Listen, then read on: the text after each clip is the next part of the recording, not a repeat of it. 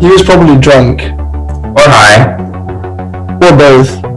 I bet he was looking at his phone. Come on guys, we don't know that for certain. He could have just been tired. Just tired? I don't think so. Yes, actually, do you know that 1 in 5 car crashes are related to fatigue? Well, their friend did say they only got an hour of sleep. He worked the 7-Eleven graveyard shift. Yeah, I would never drive if I got less than 5 hours of sleep. Well, actually, you need at least 8 hours of sleep to feel rested. And even then, you could still think you're awake when in reality you're experiencing micro-sleeps in stage 1 of sleep. But I don't always have enough time in the day to get 8 hours of sleep. Yeah, I'm so busy that if I get 5 hours of sleep, I'm actually lucky. I wish I could get 5 hours. I only got 3 last night. Well, I pulled an all-nighter the other day. Well, I pulled an all-nighter 3 days in a row. Pulling all-nighters is really bad for your health, and whoever gets less sleep should definitely not be a competition. You guys are starting to sound like this clip I found. Dude, I had 6 hours of homework last night and didn't get to bed until 4 a.m. You think that's bad?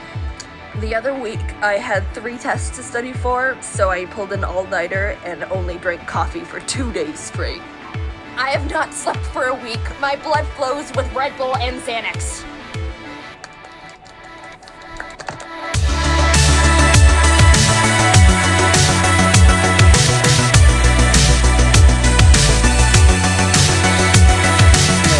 So to expand a bit more on the importance of sleep, we have 2 main types of sleep, non-REM and REM sleep, which stand for non-rapid eye movement and rapid eye movement.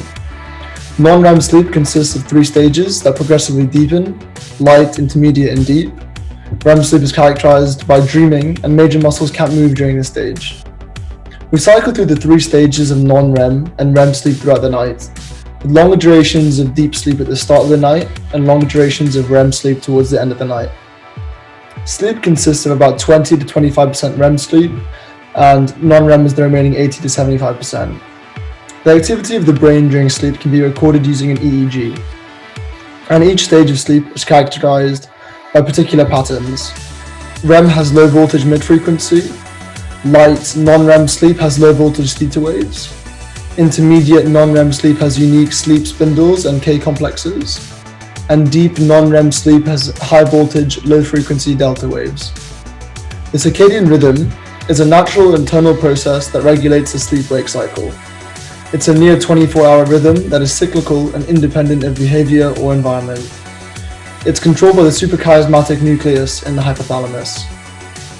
Now my friend Carlos is going to address some common misconceptions about sleep.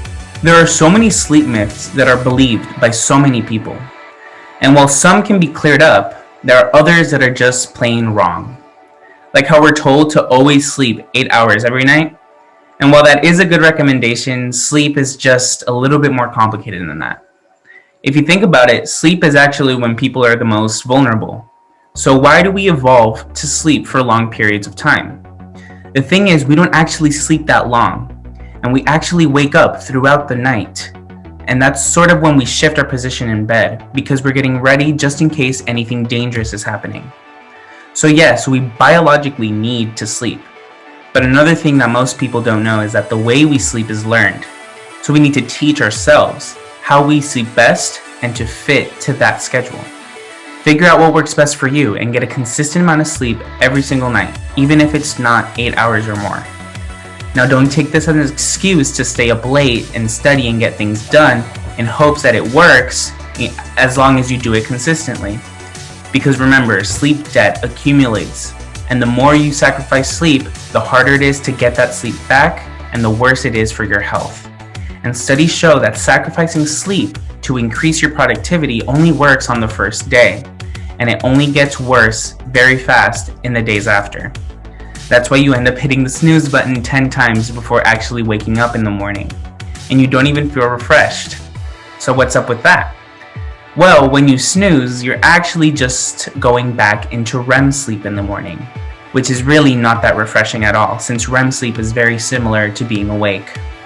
A better alternative is to take well-planned naps during your midday slump, where a 20-minute nap gets you refreshing stage 2 sleep, or if you have time, a 45 to 1 hour nap gets you a full cycle, and you don't have to worry about grogginess afterwards.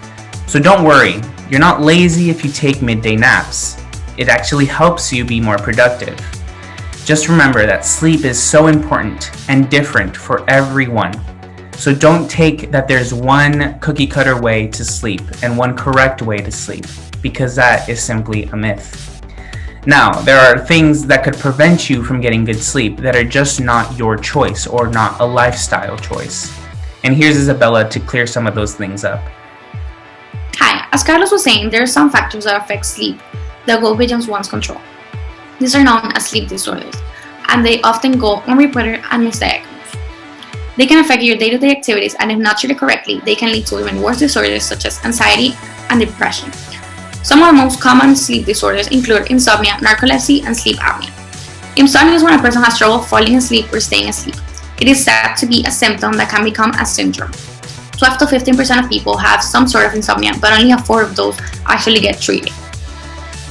It can be chronic or short-term. Insomniacs often report daytime sleepiness, decreased motivation, and mood swings. Some treatments could be arranging a sleep schedule and sticking to it, start associating your bed with sleep, and avoiding naps. There are also some remedies you can take, such as antipsychotics, herbal products, and histamics, but they usually don't have a very long-lasting effect. Narcolepsy is characterized by excessive daytime sleepiness, cataplexy, sleep paralysis, and hallucinations. 1 in 2,000 people have it. It is also associated with drowsiness is red alert because since you can fall asleep anywhere, anytime, it is easy to fall asleep behind the wheel. The symptoms include sudden attacks of sleep, loss of muscle tone, and hallucinations. It can be treated with antidepressants and stimulants, but some preventive measurements would also be sticking to a schedule, avoiding alcohol and nicotine, and going to therapy and support groups. Sleep apnea is the last disorder we're going to talk about, and it's when breathing repeatedly stops and starts during the time you're sleeping. It is a type of parasomnia. It can occur at any age, even babies can get it, but it's more common in people over 50 and people that are overweight. The symptoms include daytime sleepiness, snoring, and awakening overnight to the sensation that you're choking. The treatments could be losing weight, using a wedge pillow, mandibular devices, and in some cases, even surgery to open up the airways. It is very important that people are aware of these disorders and they know when to treat them so they can get the help they need. The sooner the better. Oh wow, I never thought sleep was this important. Yeah, before today, I totally believed all of those myths. That's why you should never take sleep for granted, and definitely not drive if you're feeling tired, even in the slightest. I really hope that guy that crashed is okay. Yeah, me too. Now I'll go adjust my sleep schedule. Now the competition should be about who gets the best sleep, not who pulled the most all-nighters. Agreed. You know what? I actually got 7 hours of sleep last night. Well, I got 8 and I didn't wake up in the middle of the night.